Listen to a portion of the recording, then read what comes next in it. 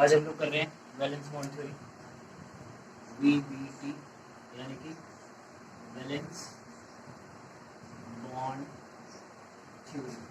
ठीक है, ट्रिकी सा पार्ट है, कुछ खास है नहीं, ट्रिकी सा पार्ट है, केमिकल बॉन्डिंग का पार्ट है। ठीक है, वैलेंस बॉन्ड थ्योरी क्या है? वैलेंस से क्या पता चलता है? सबसे पहले वैलेंस आपको हो जाता है outer most electron, outer most shells electron.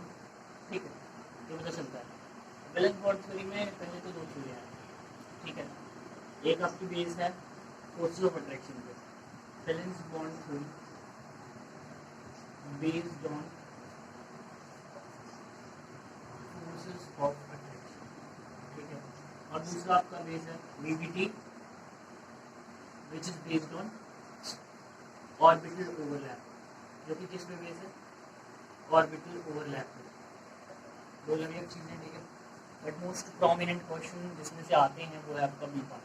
तो हम लोग अभी पहले बी पार्ट करेंगे, बाद में ए करेंगे। ठीक है, तो सबसे पहले मैं बता देता हूँ ए पार्ट जो है, ये जो VBT based on forces of attraction है। तो ये क्या बताता है? VBT based on forces of attraction कहता है कि if a compound has to be exist, it has to have forces of attraction greater than forces of repulsion। जो कि बहुत ही ऑब्वियस चीज़ है कि किसी चीज़ को अगर एग्जिस्ट करना है, लाइक एक मॉलिक्यूल एग्जिस्ट करना चाहता है, तो उसके जितने भी कॉन्स्टिट्यूएंट एटम्स या जो भी हैं वो जॉइंट रहना चाहिए। और जॉइंट कब होंगे? जब फोर्सेस ऑफ अट्रैक्शन होगी rather than forces of repulsion. Forces of repulsion होंगी तो ब्रेकेज हो जाएगा। तो बेसिकली वही चीज़ पे बेस्ड है कि कोई कंपाउंड या कोई चीज़ फोर्सेस ऑफ अट्रैक्शन ज़्यादा होने पर ही एग्जिस्ट करेगा in comparison two forces of repulsion. ठीक है, इसके लिए इतना ही है। उसके बाद हम लोग कर देते हैं VBT ऑफ ऑर्बिटल ओवरलैप। ठीक है, ऑर्बिटल ओवरलैप में क्या होता है? किसी भी कंपाउंड को एग्जिस्ट करने के लिए, जैसे कि ये है दो ऑर्बिटल में सब ऑर्बिटल में अपने अपने स्पिन होते हैं। मीन्स कि मान लो ये कंसिडर कर लो कि ये स्पिन है, ये दोनों आपस में रिएक्ट करेंगे और कुछ ऐसा बनेगा। ठीक है, और इसके बनने के साथ ही क्या रिलीज होगी? एक एनर्जी रिलीज होगी, और इस एनर्जी को बोलते हैं हम बॉन्ड एनर्जी। क्या होती है? The energy which is form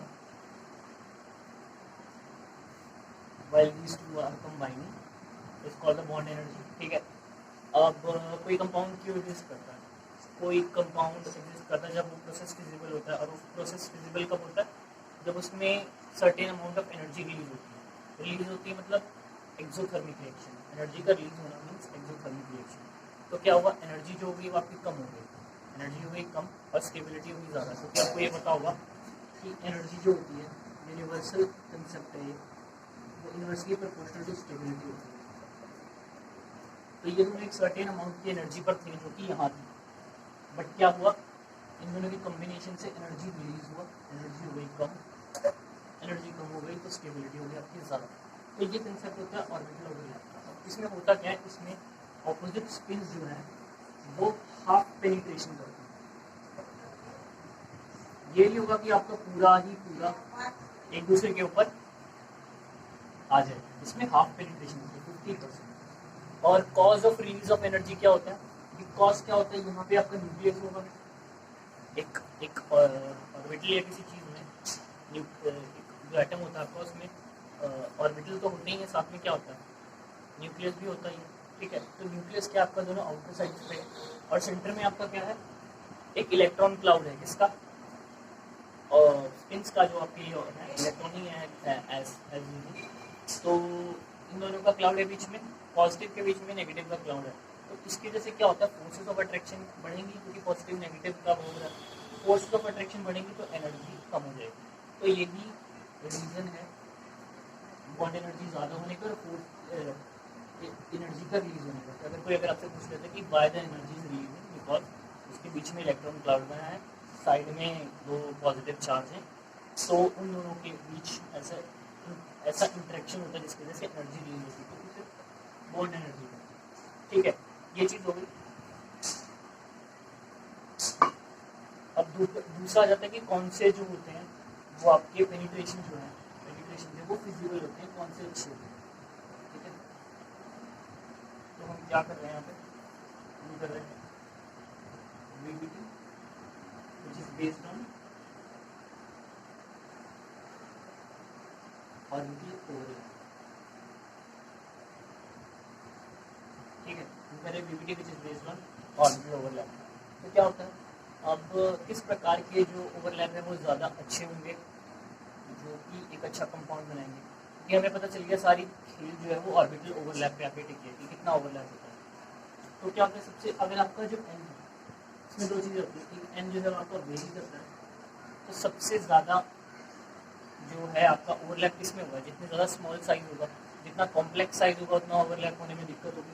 तो सबसे छोटा आपको पीरियोडिक टेबल में यही मिलेगा, 1s और 1s। इनके बीच में जब ओवरलैप होगा तो मैक्सिमम एफिशिएंट ओवरलैप होगा, जिस केस में एन जो है वो वेरी कर रहा है, मतलब एन अलग अलग होता है। दूसरा आपका होगा 1s और 2s के बीच, फिर आपका 2s और 2s के बीच, फिर कहीं जाके कुछ और आता है। ठीक है, ये हो गया एन वेरी के केस में। अब अगर आपका एन कॉन्स्टेंट हो जाता है, एन कॉन्स्टेंट हो जाता है तो उससे पहले आपको एक चीज़ बताता हूँ, जब आपका पी ऑर्बिटल होता है वो कैसा होता है, पी ऑर्बिटल का शेप होता है डम्बल, पी ऑर्बिटल का शेप होता है डम्बल। तो आपके पास तीन तरह के ऑर्बिटल होते हैं, ऑर्बिटल में पी ऑर्बिटल है, इसमें क्या है, एक पी एक्स है, एक पी वाई है और एक पी जेड है। तो बाई कन्वेंशनली क्या होता है, हम पी जेड को ना ऐसे होगा, अगर तीनों अगर मान लिया जाए तो मान लो ये एक्स एक्सिस मान लेते हैं, ये वाली बाई कन्वेंशनल वाई मान के चलते हैं और इसका आप जेड मान लेते हैं। तो अगर पी जेड को ड्रॉ करो तो पी जेड कुछ यहाँ बनेगा, पी वाई आपका यहाँ बनेगा और पी एक्स आपका यहाँ बनेगा। ठीक है, ये होगा बाई कन्वेंशनल। तो क्या होता है, सिग्मा बॉन्ड फॉर्मेशन की बात आती है कि सिग्मा कौन बनाएगा और पाई कौन बनाएगा। ठीक है, तो एक चीज़ मैं आपको बता रहा हूँ, जैसे कि एस है और एस है, ये आपस में मिलकर हमेशा सिग्मा बॉन्ड बनाएंगे। But in case of P, P में कुछ वेरिएशन होती है। जब आपका पी जेड रहता है तो पी जेड आपका ऐसे जाएगा, देख रहे हो ऊपर, तो पी जेड हमेशा सिग्मा बॉन्ड बनाएगा आपस में मिलकर। ठीक है, कभी पाई नहीं बनाएगा। बट अगर वहीं दूसरी जगह आप ले लेते हो एक और इसको बनाने का, अगर ये एस हो और ये आपका पी आ जाए तो भी यहाँ पर सिग्मा बनेगा। बट बाकी के जो केस में बचते हैं, मैं ये बना देता हूँ, तो बाकी जो बचता है लाइक पी एक्स और पी एक्स के बीच में जब बनेगा तो पी एक्स और पी एक्स हमेशा एक दूसरे के पैरेलल होंगे। जब ये बॉन्डिंग होगी तो ये लेटरल होगी, और लेटरल में आपको पता होगा कि लेटरल जब भी बॉन्डिंग होती है तो उसे पाई बॉन्ड बोलते हैं। तो आपको पता चलिए कि यहाँ पाई बॉन्ड होगा, अगर आपका पी वाई भी होगा ना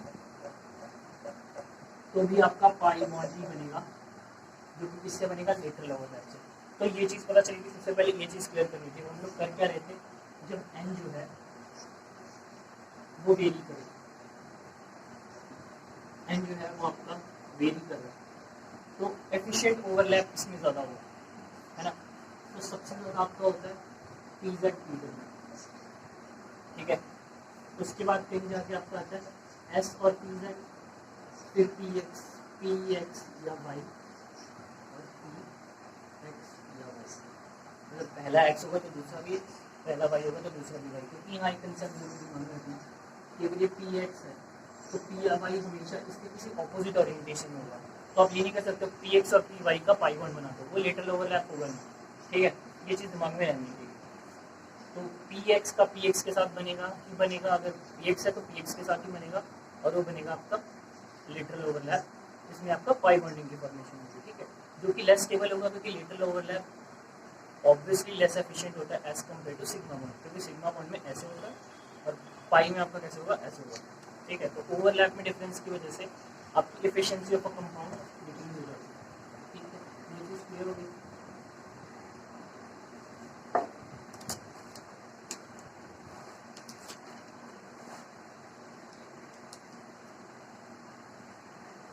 अब एक आता है कि कंपाउंड फॉर्मेशन।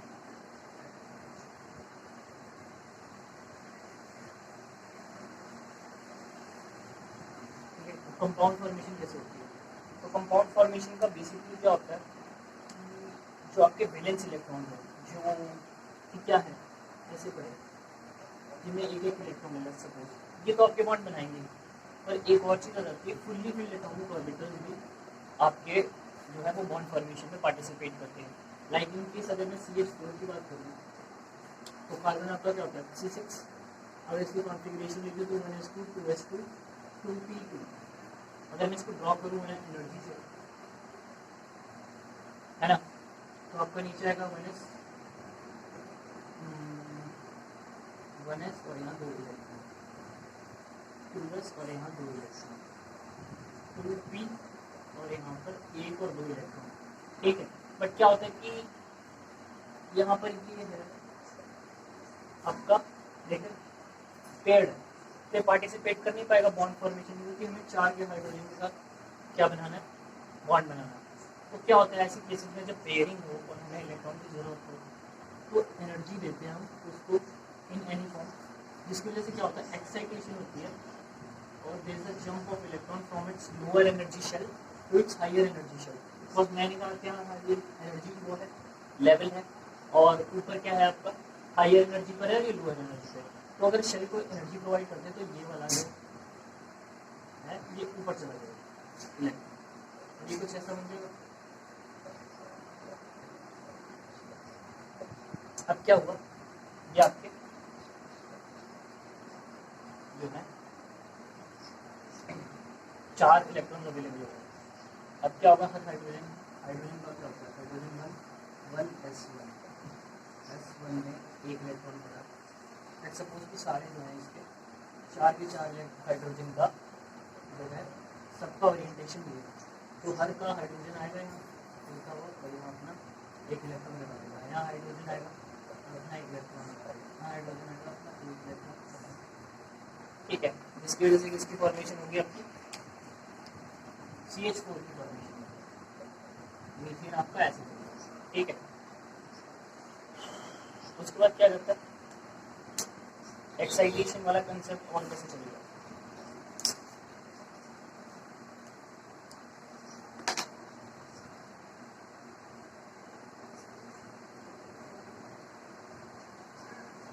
अब मैं एक और चीज बताऊँ,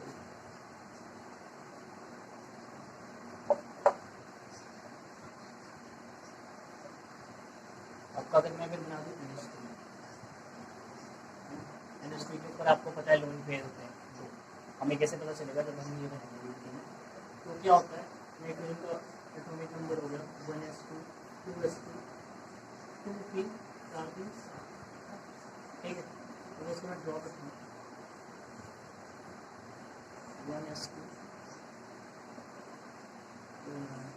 2s2 2p, ठीक है। अब क्या होता है वहाँ आपके साइड आइटम्स में 3 ही हाइड्रोजन है और हमारे पास 3 ओपन स्पेसेस अवेलेबल हैं, तो हमें कोई ज़रूरत नहीं है इसको मिक्स करने की। बट क्या होता है ऐसे ये मिक्सिंग होगी तो ये कुछ ऐसा बनेगा, क्या बना, एक इसका है और 3 पी के, तो आपकी हाइब्रिडाइजेशन जो है वो अभी जैसा वैसे ज़्यादा ज़रूरत नहीं, बट अगर आपको बताया तो ये देखो हाइब्रिडाइजेशन, अब ये ऐसे यहाँ आ गया, इसका ये स्टेज है 3 मिनट में यहाँ आ गया। अब आपका आ गया हाइड्रोजन जो है वो है 1s1 सबकी, लेट्स सपोज क्योंकि बॉन्ड बना है तो फिजिबल तभी बना हुआ जब स्पिन ऑपोजिट होगी, तो तीनों के तीनों हाइड्रोजन की स्पिन मैंने ऑपोजिट मानी, तो यहाँ एक हाइड्रोजन आएगा, यहाँ दूसरा और यहाँ तीसरा, हाइड्रोजन 1 या हाइड्रोजन 2 या हाइड्रोजन 3। तो क्या हुआ, मिक्सिंग हुई ऑर्बिटल्स की, ये वाला आपका एज अ लोन पेयर चला गया और ये आपका क्या हो गया, बॉन्ड फॉर्मेशन में पार्टिसिपेट करेगा। तो आपको क्या होगा, ऐसे ही आप इसका ड्रॉप कर सकते हो स्ट्रक्चर, वाटर का ड्रॉप कर सकते हो, आप खुद कर लेना वाटर का ड्रॉप। अब क्या होता है कि ये बात तो खत्म है, ठीक है, ये बेसिक समझ आया था। कोवेलेंसी वाला पार्ट, कोवेलेंसी वाला पार्ट आता है, कोवेलेंसी बेसिकली है क्या, आपकी एक्सटेंड करने की एबिलिटी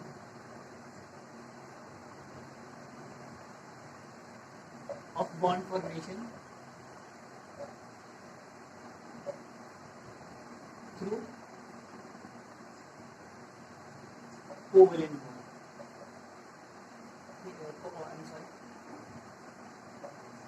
कोऑर्डिनेट बॉन्ड।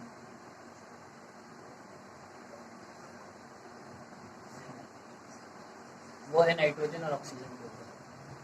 नाइट्रोजन और ऑक्सीजन की कोवेलेंसी क्या है? देखो क्या है, कितने है आउटर मोस्ट शेल में नाइट्रोजन के इलेक्ट्रॉन है? 1 2 3 4 5, और इसके 1 2 3 4 5 6। ठीक है, मैं पूछ रहा हूँ covalency. Covalency means bond formation. ठीक है, तो मैक्सिमम एबिलिटी, मैं ये भी नहीं कह सकता extending ability of bond formation to coordinate bond. मैं ये कह सकता हूँ कि और maximum bond form through any means कह सकता हूँ। ठीक है, तो मैं बता देता हूँ कोवेलेंसी ऑफ नाइट्रोजन रहेगी आपकी 4 और ऑक्सीजन की आपकी रहेगी 3। मतलब कि नाइट्रोजन किसी भी जगह मतलब पूरे केमिस्ट्री में कहीं भी 4 से ज़्यादा बॉन्ड कभी नहीं बनाएगा, और जो आपका ऑक्सीजन है वो कभी भी 3 से ज़्यादा बॉन्ड नहीं बनाएगा। ऐसा क्यों होता है? 5 क्यों नहीं बना पाता? लाइक इन केस में कहूँ, है ना, PCl5 तो नज़र आता है बट NCl5 क्यों नहीं नज़र आता? क्या कॉज है? इसने तो 5 बॉन्ड बना लिए बट ये फिर 5 बॉन्ड नहीं बना पाता, है ना। तो ये डाउट आ जाता है, ये क्या है इसका कॉज? सबसे पहले तो हमें पता होना चाहिए कि बेसिकली हमने 3 ही बॉन्ड वाले देखे नाइट्रोजन आपका, बट कौन से केसेस में आता है? NH4 positive. यहाँ पर आपका क्या हो जाता है? 4 बॉन्ड फॉर्मेशन कर लेता है। क्यों? By 1 coordinate bond. और कोऑर्डिनेट बॉन्ड क्या होता है ये तो पता ही होगा, X और ये Y। यहाँ पर ये दोनों इलेक्ट्रॉन जो है वो इस चीज़ के इन्वॉल्व होते हैं, इस X के इन्वॉल्व होते हैं। मतलब Y का कोई रोल नहीं होता, वो सिर्फ एज एक्सेप्टर काम कर रहा होता है। दोनों इलेक्ट्रॉन जो है वो X के काम कर रहे थे, ये था कोऑर्डिनेट बॉन्ड। तो by means of coordinate bond nitrogen अपनी maximum covalency means bond formation capability 4 कर सकता है। ठीक है, और जो आपका अदर देन दैट है जो कि है ऑक्सीजन, उसकी 3 ही है। तो आपने देखा होगा जनरल कंपाउंड ऑक्सीजन का होता ही है, एंड मैक्सिमम केसेस में हाइड्रोजन क्या बना लेता है? OH3 बना हुआ अपना हाइड्रोजन ऐसे फॉर्म किया बाय इससे ज़्यादा कैपेबिलिटी है। ठीक है, अब क्यों नहीं है ये इंपॉर्टेंट क्वेश्चन है, बट ये वो दूसरी चीज़ हो जाएगी। पहली चीज़ ये क्लियर रहनी चाहिए कि अगर आपको पूछ लेते हैं कि वाई PCl5 तो बन रहा है बट NCl5 नहीं बन रहा है, तो आपको बताना चाहिए कि भाई बिकॉज कोवेलेंसी 4 है और ऑक्सीजन की कोवेलेंसी 3 है। ठीक है, ये हो गया। अब हमारा क्वेश्चन दूसरा लेते हैं कि भाई आपका जो नाइट्रोजन है या आपका ऑक्सीजन है वो कितने बॉन्ड फॉर्मेशन कर रहे हैं? 4 और 3 रिस्पेक्टिवली। तो वाई NCl5 एग्जिस्ट नहीं कर रहा जबकि PCl5 एग्जिस्ट कर रहा है। तो इसका मेन कॉज है आपके पास कि जो P है, नाइट्रोजन जो है वो आपका आता है सेकेंड पीरियड में।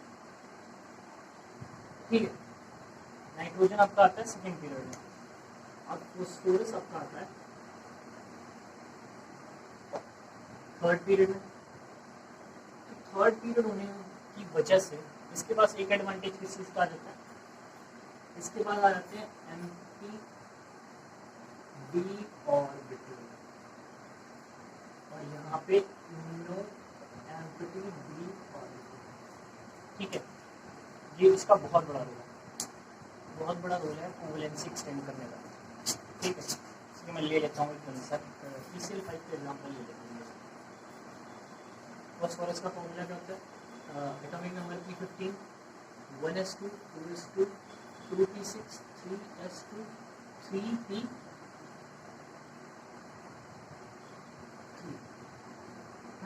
ठीक, तो मैं क्या कर लेता हूँ फॉस्फोरस का बेसिकली यहाँ तक ले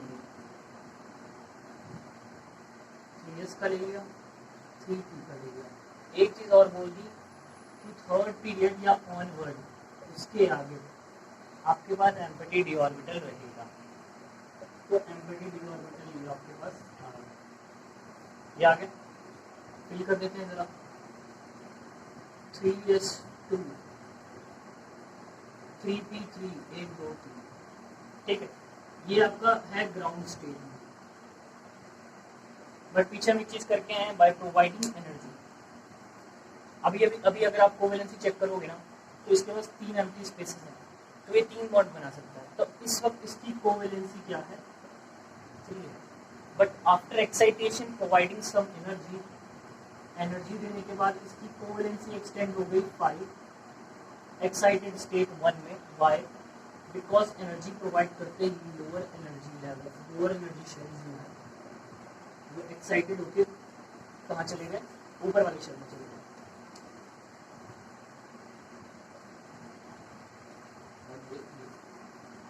तो अब आपके पास अनपेयर्ड इलेक्ट्रॉन कितने हो गए, 1 2 3 4 5, 5 इलेक्ट्रॉन प्रेजेंट हो गए।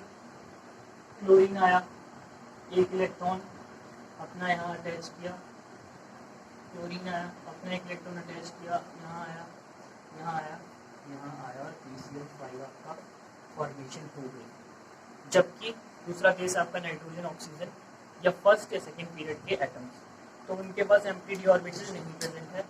एम्प्टी डी ऑर्बिटल ना प्रेजेंट होने की वजह से वो एक्साइटेशन कहाँ कराएंगे, जब उनके पास स्पेस ही नहीं अकोमोडेट करने की एक्साइटेड इलेक्ट्रॉन के लिए, तो उनकी कोवेलेंसी वहीं लिमिटेड हो जाएगी। कंक्लूजन क्या निकला पिछले कंसेप्ट का? कंक्लूजन ये निकला कि जब भी पहला या सेकंड पीरियड आपका हुआ किसी कंपाउंड में, सेंट्रल एटम में, तो उसमें एम्प्टी डी ऑर्बिटल एब्सेंट होगा, एम्प्टी डी ऑर्बिटल एब्सेंट होगा फर्स्ट और सेकंड पीरियड में। तो वो अपनी कोवेलेंसी एक ही बार एक्सटेंड कर सकता है, और वो किसके थ्रू करता है, by means of coordinate bond. Like in case अगर आप देखो तो NH3 अपनी मैक्सिमम कोवेलेंसी कब दिखाता है, जब वो एक कोऑर्डिनेट बॉन्ड फॉर्म करता है, ठीक है। दूसरा चीज क्या हो गया आपका, ये तो आपकी कोवेलेंसी यहाँ क्या हो जाएगी 4। दूसरा जाता है के लिए थर्ड पीरियड और ऑनवर्ड के लिए, थर्ड पीरियड या ऑनवर्ड वाले सेंट्रल एटम्स के लिए, उनके पास क्या होगा, एम्प्टी डी ऑर्बिटल प्रेजेंट होगा, ठीक है।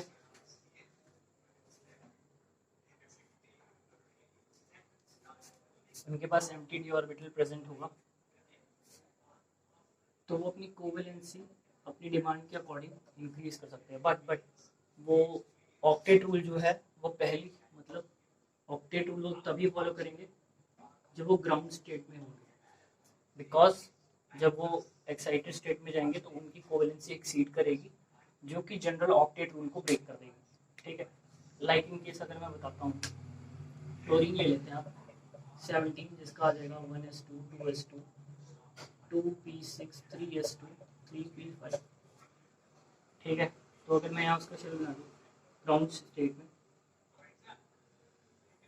हम पता है थर्ड पीरियड का है, तो एम्प्टी डी ऑर्बिटल प्रेजेंट होंगे 1 2 3 4 5 6 7 ग्राउंड स्टेट में। कोवेलेंसी क्या है, 1 इलेक्ट्रॉन पड़ा है, तो क्या हो जाएगी covalency 1। Bond formation capability octet rule follow करेगा,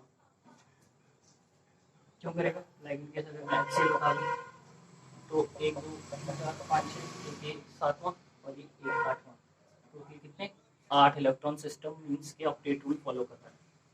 एक्साइटेड स्टेट 1 में आ जाते हैं,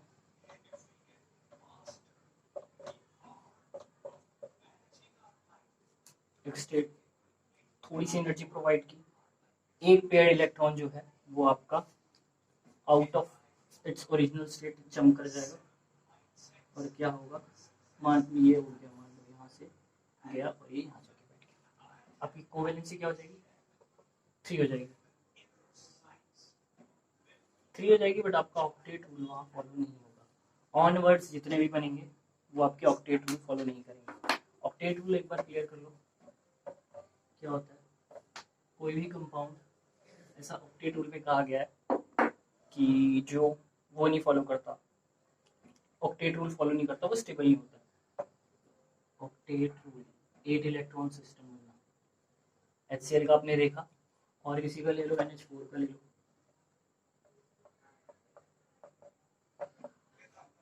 एक दो तीन चार पाँच छः सात आठ, 8 इलेक्ट्रॉन सिस्टम, इसे स्टेबल मान लिया। इसमें एक्सेप्शंस हैं,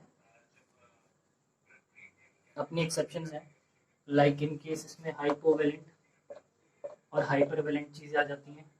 हाइपो जो होता है वो आपका 8 से कम इलेक्ट्रॉन में भी स्टेबल कहलाता है, और हाइपर जो होता है लाइक इन केस PCl5 वो मोर देन 8 इलेक्ट्रॉन्स में भी स्टेबल दिखाता है सिस्टम के पूरे इलेक्ट्रॉन। है आपका BCl2 का एग्जांपल ले सकते हैं। तो एक्सेप्शन वाली चीज़ और ऑक्टेट वाली चीज़ है, ये इन डेप्थ तो पढ़ने की भी जरूरत नहीं क्योंकि हमारा कंसेप्ट कुछ और चल रहा है, बट एक ओवरव्यू के लिए रहता है कि ऑक्टेट रूल जो होती हैं वो चीज़ें स्टेबल होती हैं, ऐसा रूल में कहा गया। बट हमारे पास और भी एक्सेप्शन है, लाइक हीलियम है, हाइड्रोजन है। हाइड्रोजन में आपका ड्यूप्लेट होता है, 2 इलेक्ट्रॉन सिस्टम होता है, बट स्टिल वो स्टेबल होता है।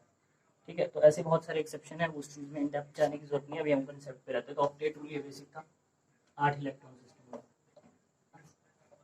तो ऑर्बिटल्स में आ जाता है आपके पास बॉन्ड, टाइप्स ऑफ बॉन्ड,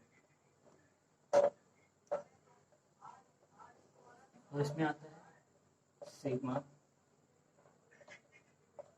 और पाई। अब दोनों में डिफरेंस क्या है? ठीक है, दोनों में डिफरेंस देखेंगे। ये आपका 2 स्केच हो गए, ठीक है, मार्कर हो गए, ठीक है। अब जब ये ऐसे ऐसे अटैच हो रहे हैं, लिटरली अटैच हो रहे हैं, तब इनके बीच में होती है पाई बॉन्ड फॉर्मेशन। क्या होती है? Pi bond formation by lateral overlap.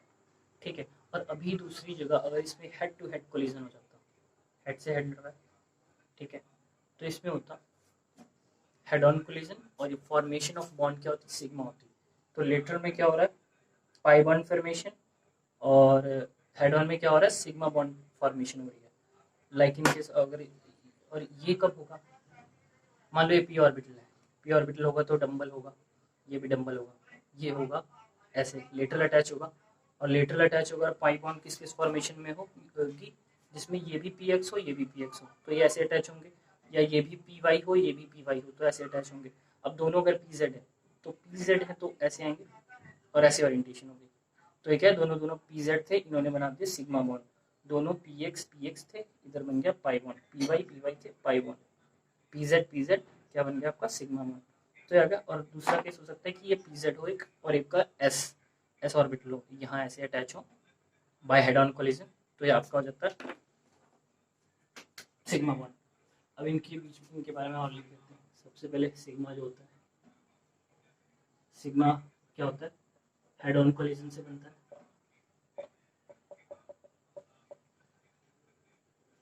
Pi bond किससे बनता है? लेटरल ओवरलैप से बनता है। ठीक है, दूसरा आ जाता है हेड ऑन कोलिजन हो रहा है, मैंने कहा ये पेन आपका ऐसे इसके साथ लग रहा है ना, तो ये क्या बन जाएगा? ये आपकी इंटरन्यूक्लियर एक्सिस बन जाएगी, और जो इलेक्ट्रॉन है वो यूनिफॉर्मली डिस्ट्रीब्यूट होगा, एज ए सिलेंडर बना देगा, यूनिफॉर्मली डिस्ट्रीब्यूट होकर सिलेंडर टाइप बना देगा। तो ये क्या हुआ? इंटरन्यूक्लियर एक्सिस पर जो इलेक्ट्रॉन की डिस्ट्रीब्यूशन है वो बहुत यूनिफॉर्मली है। जबकि दूसरी साइड अगर देखेंगे तो इसमें क्या होता है? यहाँ पे क्लाउड फॉर्मेशन होती है। पाई बॉन्ड ना हमेशा क्लाउड की तरह होता है। कोई भी कई रिएक्शन होते हैं ये रिएक्टिव इसी वजह से हो जाता है क्योंकि पाई बॉन्ड जो होता है वो ऐसे होता है कुछ, है ना, एक्सिस के ऊपर ऐसे, और इसका कोई साइज फिक्स नहीं है कि ऊपर ऊपर ही इतना रह सकता है, नीचे इतना रह सकता है। डिपेंड्स ऑन कि किस में इन्फ्लुएंस में है, किसी पॉजिटिव चार्ज के इन्फ्लुएंस में तो नहीं, अट्रैक्ट तो नहीं हो रहा, तो उसके साथ उसकी चीज साइज जो है वो वेरी करता है। ठीक है, तीसरा जो होता है head on collision, effective collision होता है। इफेक्टिव कोलिजन होने की वजह से ये क्या होता है? स्ट्रॉन्गर होता है। और लेटरल जो चीज़ है जो ऐसे जुड़ रही है वो वीक होती है, उसे तोड़ना आसान है, बल्कि जबकि ये जो हेड ऑन है ये स्ट्रॉन्ग है। तो क्या होगा, ये थर्ड जो आपका वीक हो गया। अगला चीज जो है फोर्थ जो है सिग्मा बॉन्ड जो होता है वो शेप डिटरमिनेशन का काम करता है, और जबकि इसका फोर्थ पाई पाई में कभी भी शेप फॉर्मेशन का कोई शेप या ज्योमेट्री बेसिकली कोई डिसाइड नहीं करता। अब क्यों, तो मैं आपको बताता हूँ एग्जांपल है कि CH4 है और NH3 है, ये भी sp3 है, ये भी sp3 है, ठीक है।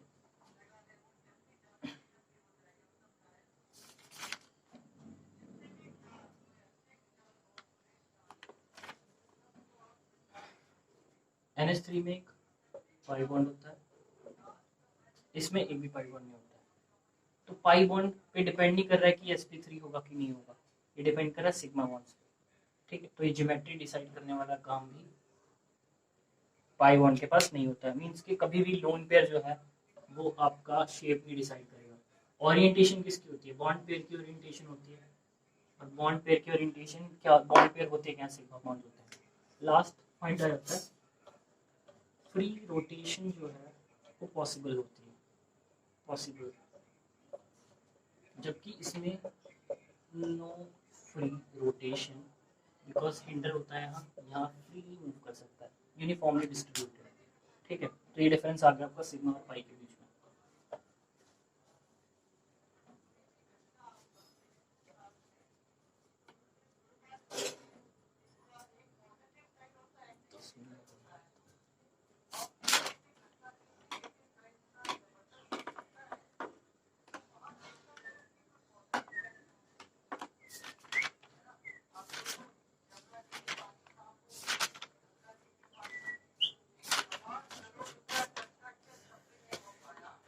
एक चीज और होती है बॉन्ड स्ट्रेंथ। सबसे पहली बात यह है कि जब भी बॉन्ड बनते हैं, ये टॉप बॉन्ड बनते हैं, पहला जो बॉन्ड बनता है हमेशा फर्स्ट बॉन्ड जो है सिग्मा होता है, और उससे अगला क्या होता है, पाई होता है, हमेशा यूनिवर्सल। N3 है, पहला बॉन्ड सिग्मा, अगले दो पाई बॉन्ड, ठीक है। ये चीज क्लियर। सबसे ज्यादा स्ट्रॉन्ग होता है आपका ट्रिपल बॉन्ड, फिर आता है आपका डबल बॉन्ड, फिर आता है आपका सिंगल बॉन्ड। ऑल दो जो अगर इंडिविजुअली बात करें तो पाई बॉन्ड जो है वो वीक बॉन्ड होता है as compare to sigma bond, but in case triple bond में क्या हो रहा है, एक सिग्मा है प्लस दो पाई है, यहाँ एक सिग्मा है एक पाई है, यहाँ एक ही सिग्मा है, इसलिए यहाँ तीनों चीज है, इसलिए ज्यादा स्टेबल हो जाएगा एज कम्पेयर टू दिस। तो स्टेबल नहीं, स्ट्रॉन्गर, ठीक है। तो एक बॉन्ड स्टेबिलिटी की बात आ गई। अब आपको मैंने यही बता दी कि किससे क्या होता है, पहला सिग्मा बाकी दो। तो आपसे कई बार ये भी पूछा जा सकता है कि किसमें सिग्मा कितने, किसने सिग्मा है कितने पाई, तो आप बता सकते हैं। लाइक अगर मैं विनाइल एसिटाइलिन का केस लिख दूँ,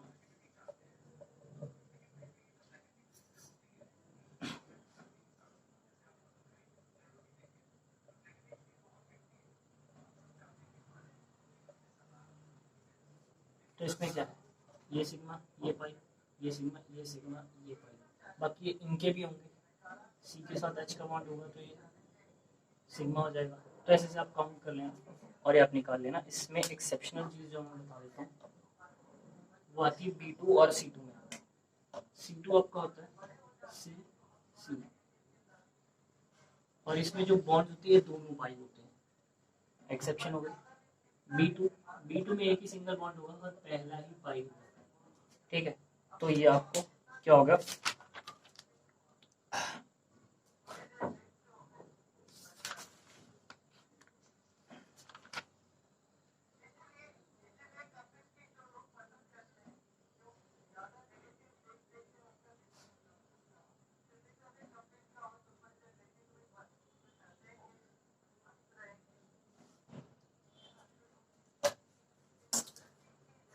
अब क्या होता है, बॉन्ड स्ट्रेंथ की बात कर लेते हैं। Bond strength like in case अगर मैं हेलोजेंस की बात करूं, फ्लोरीन फ्लोरीन बॉन्ड स्ट्रेंथ की बात करूँ ना, तो हमें पता है कि ये रहेगा ट्रेंड, बट ये ट्रेंड क्यों है? वाई? बिकॉज बॉन्ड की फॉर्मेशन 1s और ये आपका 2p के बीच है, ये 1s और 3p के बीच है, ये 1s और 4p के बीच में, और 1s 5p के बीच में।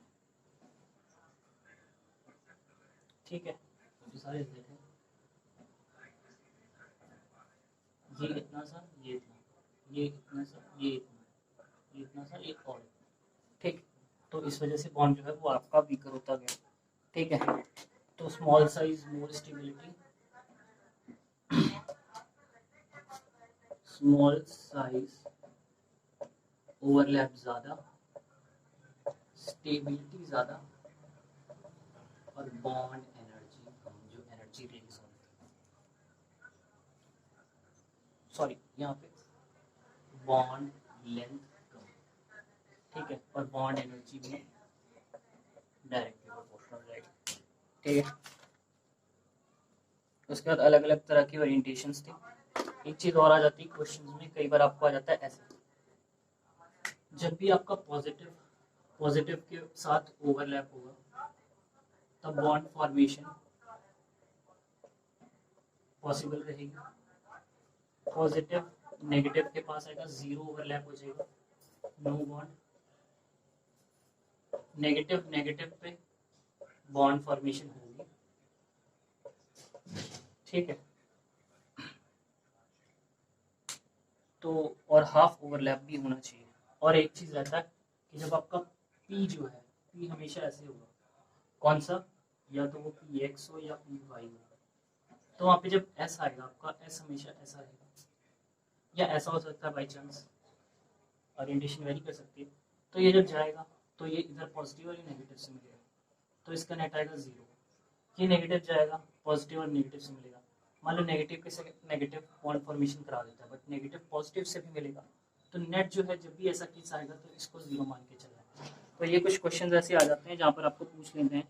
और ओवरलैप हमेशा हाफ होना चाहिए, ये नहीं हो कि एक चीज जो है वो दूसरे के ऊपर सुपर इम्पोज ही कर गई है, ये केस नहीं होना चाहिए। हाफ हाफ आपके ऊपर वो होना चाहिए, ओवरलैप होना चाहिए। ठीक है, उसके बाद बॉन्ड फॉर्मेशन में 3 तरह के बॉन्ड आ जाते हैं।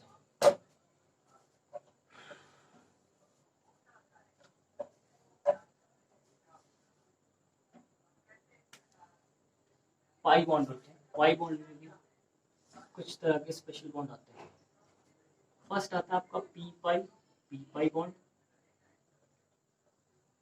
सेकंड आता है आपका पी पाई डी पाई बॉन्ड, और थर्ड आपका आता है डी पाई बॉन्ड। जो भी फर्स्ट का बात कर लेते हैं, सेकंड या फर्स्ट पीरियड, और अभी दूसरी चीज भी सेकंड या फर्स्ट पीरियड के बीच में, तो हमेशा pi bond, P pi bond formation होगी। सेकंड आ जाता है सेकंड या फर्स्ट पीरियड हो और उसकी बॉन्ड फॉर्मेशन हो रही हो ट्रांजिशन स्टेट वाले एलिमेंट्स के साथ। ठीक है,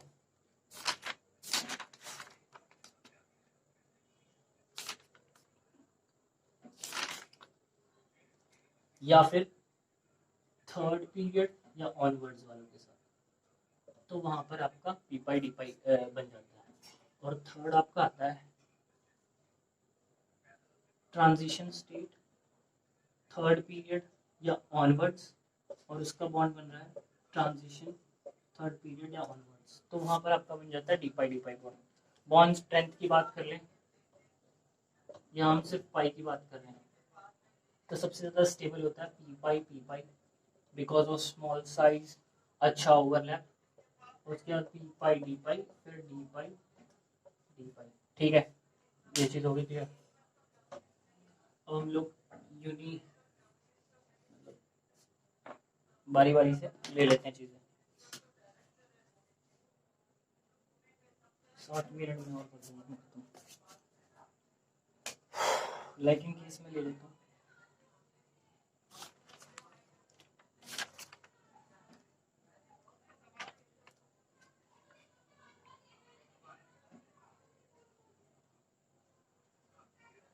ऑक्सीजन ऑक्सीजन का first is P pi O2 के बीच में होगा, एक सिग्मा बॉन्ड है और अगला पी पाई बॉन्ड है, ठीक है।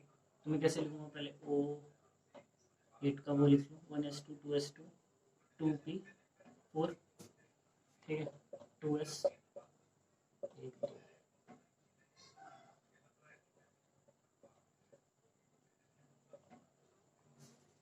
ठीक है, ये सर रहेगा 2s और 2p।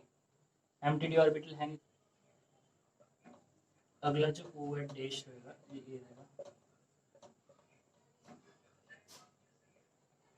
ठीक है, मैंने इसको, ठीक है, ये होगा। तो इसका जो पहला वो होगा वो हेड ऑन होगा और अगला जो होगा वो लेटरल होगा। तो यहाँ पे क्या बनेगा, इस लेटरल की वजह से पी पाई और अगली की वजह से सिग्मा बॉन्ड, सिंपल, ठीक है। ये होगा पी पाई बॉन्ड का कंसेप्ट, ठीक है। आप इसका स्ट्रक्चर भी बना सकते हैं on your own, like in case अगर मैं ले लूँ यहाँ पर,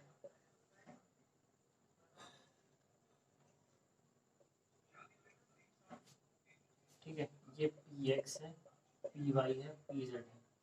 PX जो है ये फुल्ली फिल्ड पड़ा है, इसका भी फुल्ली फिल्ड पड़ा है, ठीक है। PY मैंने इस एक्सिस पर माना है, तो PY जो है वो आपका पाई बॉन्डिंग फॉर्मेशन में है, तो ये और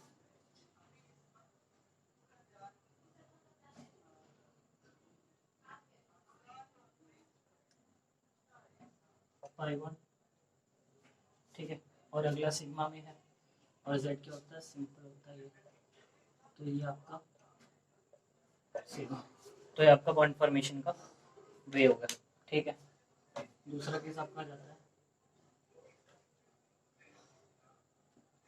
पी पाई डी पाई का, पी पाई डी पाई में तो नहीं होगा,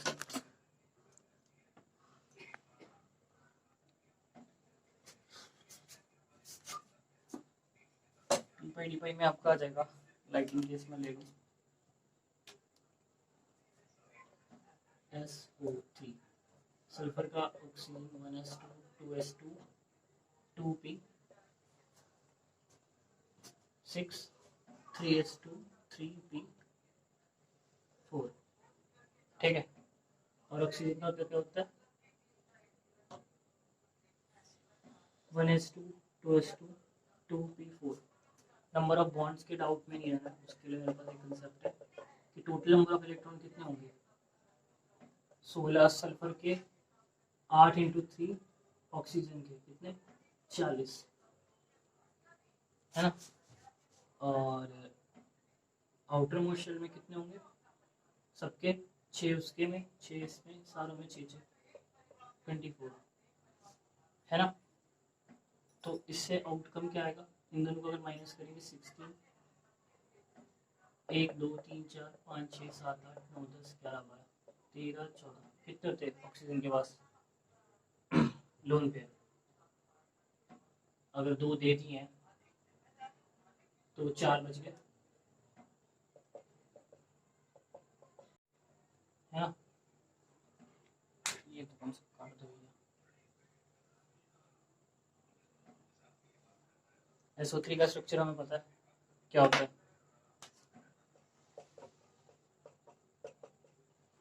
ठीक है, मतलब एक सिग्मा एक सिग्मा एक सिग्मा, बाकी 3 बॉन्ड है, क्या होंगे वो हमें पता नहीं, तो हम उसको करके देखेंगे।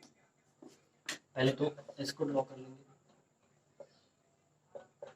इसके पास एम्प्टी पी डी ऑर्बिटल होगा, ठीक है, 3s 3p 3d, ये आपका होगा 1 2 3 4 5, पी में कितने 4 इलेक्ट्रॉन है और डी एम्प्टी है, डाउन स्टेट में एक्साइटेड कर देंगे कि सारे एम्पेयर हो जाएं, अंटिल तब तक जब तक सारे एम्पेयर हो जाएं, तो ये आपका क्या हो जाएगा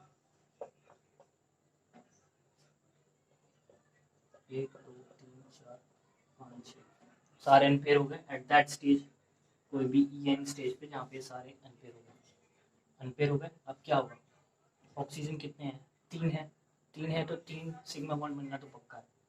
तो हर ऑक्सीजन का क्या रहेगा स्ट्रक्चर? ऑक्सीजन का क्या स्ट्रक्चर रहेगा, है ना?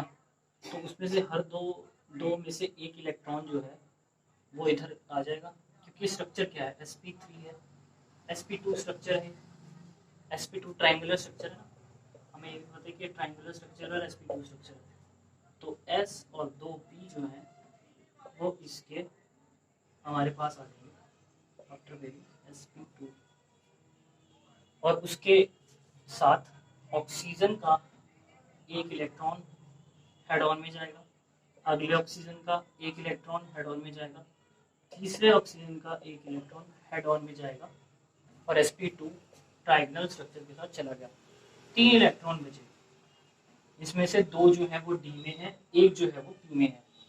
तो इससे क्या समझ आता है कि एक ऑक्सीजन का जो बॉन्ड बनेगा वो, अब ये जो 3 इलेक्ट्रॉन बने हैं इनके साथ पाई बॉन्ड बनेंगे, बट ऑक्सीजन है, ऑक्सीजन के पास अपना पी पाई होगा, एक यहाँ पे और पी पाई है, तो एक पाई बॉन्ड जो वो पी पाई बचेगा, बाकी 2 जो है वो डी पाई में है। तो ऑक्सीजन की तरफ से तो पी पाई ही आएगा, बट सल्फर का डी पाई हो जाएगा।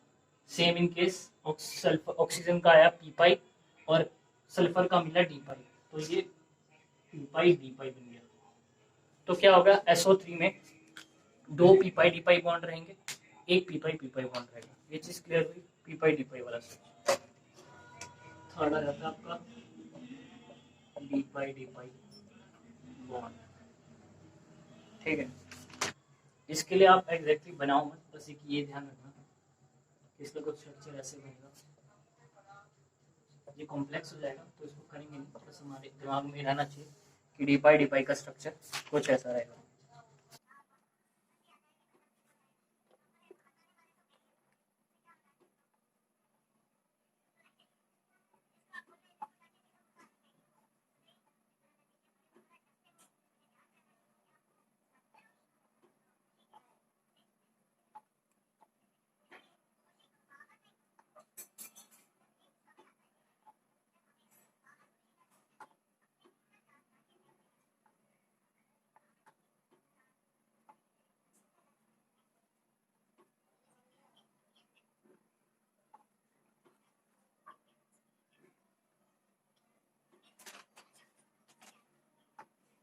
Compounds which have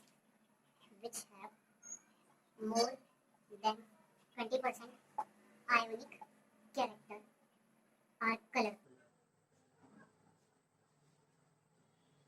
ये क्या होता है? एक स्पेशल केस है जो डीबीटी एक्सप्लेन नहीं कर पाया था। लाइक इन केस AgI लोगे तो उसमें जो आयनिक कैरेक्टर है वो मोर देन 20% आता है। मोर देन 20% आने की वजह से कलर्ड होता है। तो ये क्यों कलर्ड होता है, ये भी एक आपके लिमिटेशन ऑफ वीवीटी में आ जाता है, ठीक है। जबकि आपका AgF जो है वो कलर्ड नहीं होता है। तो ये क्यों, ऐसा क्यों है? ये एक क्वेश्चन है, ये लिमिटेशन है। पहला होगा डजंट अकाउंट फॉर शेप, जबकि ऐसा नहीं होता है, और does not account for the paramagnetic behaviour of O2, ये भी नहीं बिहेव करता है। और ये तीसरा आपका ये पॉइंट है, ठीक है।